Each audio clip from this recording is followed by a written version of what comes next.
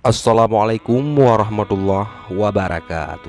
Kisah Rasulullah marah saat orang Yahudi menanyakan hal ini. Mari kita simak video berikut.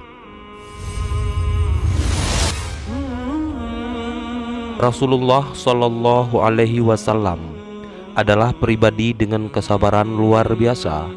Semua orang mengenal beliau sosok yang lembut, tidak pernah melaknat apalagi bersikap kasar.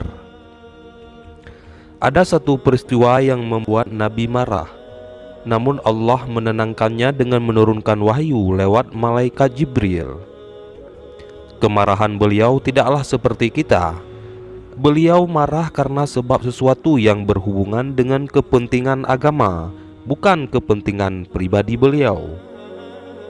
Dikisahkan dalam sirah Nabawiyah ketika Rasulullah hijrah ke Madinah, semua orang menyambut hangat beliau, termasuk kaum Ansar, yaitu penduduk Madinah, dan kaum Yahudi yang bermukim di Madinah. Kedatangan beliau sangat menguntungkan perdagangan kaum Yahudi. Namun belakangan, orang-orang Yahudi tidak rela melihat kaum muslimin bertambah sejahtera dan Islam semakin menguat, apalagi setelah mendengar seorang nabi yang bukan dari bangsa mereka. Suatu hari, orang-orang Yahudi Madinah terkejut ketika mendengar seorang pendeta Yahudi bernama Abdullah bin Salam memeluk Islam. Setelah memeluk Islam, Abdullah bin Salam mengajak keluarganya untuk turut serta. Namun, ia masih merahasiakan keislamannya kepada teman-teman Yahudinya. "Ya Rasulullah, saya khawatir kaumku menghinaku dan merendahkan aku jika mereka tahu aku masuk Islam." Demikian kata Abdullah kepada Rasulullah. "Sudikah kiranya Anda menanyakan tentang saya kepada kaum saya?" Rasulullah pun mengabulkan permintaan itu. Beliau menanyakan kepada orang Yahudi mengenai pendapat mereka tentang Abdullah bin Salam yang masuk Islam. Ternyata orang-orang Yahudi berkata yang baik-baik tentang Abdullah bin Salam. "Dia pemimpin kami, pendeta kami, dan cendekiawan kami." Mendengar itu, Abdullah bin Salam pun keluar menemui kaumnya dan berkata, "Aku telah memeluk Islam.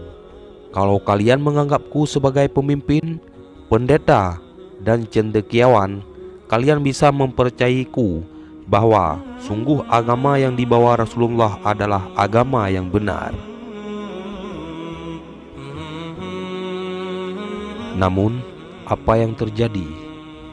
Wajah orang-orang Yahudi pucat kehilangan darah karena begitu terkejut. Sesaat tidak ada seorang pun yang bicara. Kemudian, bukannya berpikir jernih, mereka menanggapi Abdullah bin Salam dengan marah. Begini tanggapan orang Yahudi, "Kamu pasti sudah dihinggapi kegilaan dengan meninggalkan agama kita." Setelah itu, kata-kata kotor dan tidak baik mulai mereka lontarkan. Abdullah bin Salam dicaci dengan berbagai fitnah dan diumpat dengan kata-kata yang amat kasar. Sejak saat itu, kaum Yahudi mulai bersepakat untuk menghancurkan Islam.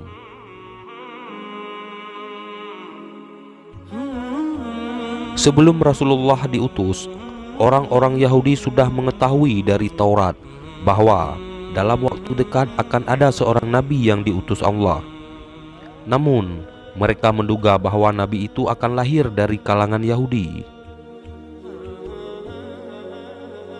Beberapa pemimpin Yahudi mendatangi Rasulullah dan bertanya dengan congkak, "Hai Muhammad, Allah telah menciptakan segenap makhluk. Lalu siapa yang menciptakan Allah?" Na'udzubillah min zalik.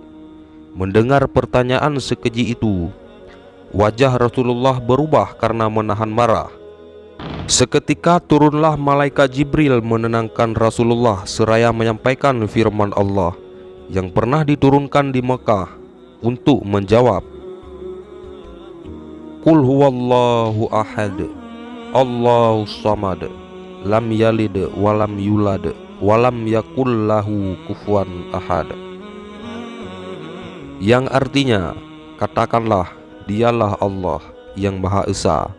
Allah adalah Tuhan yang bergantung kepadanya segala sesuatu, dan tiada beranak dan tiada pula diperanakkan, dan tidak ada seorang pun yang setara atau serupa dengan Dia. Quran Surat Al-Ikhlas ayat 1-4. Sesudah Rasulullah membaca ayat tersebut, para ketua Yahudi terdiam dan saling mengejek. Ia berkata, "Muhammad, coba engkau sifatkan kepada kami bagaimana Allah itu. Berapa hasta tingginya? Bagaimana lengannya? Bagaimana?" Sudah tentu Rasulullah menjadi sangat marah, lebih marah daripada yang pertama. Namun Jibril kembali turun memadamkan rasa marah Rasulullah sambil menyampaikan firman Allah untuk menjawab pertanyaan lancang itu, yang artinya, dan mereka tidak menganggungkan Allah dengan penanggungan yang semestinya, padahal bumi seluruhnya dalam genggamannya pada hari kiamat, dan langit digulung dengan tangan kanannya. Maha suci Tuhan dan maha tinggi Dia dari apa yang mereka persekutukan. Surat Az-Zumar ayat 67.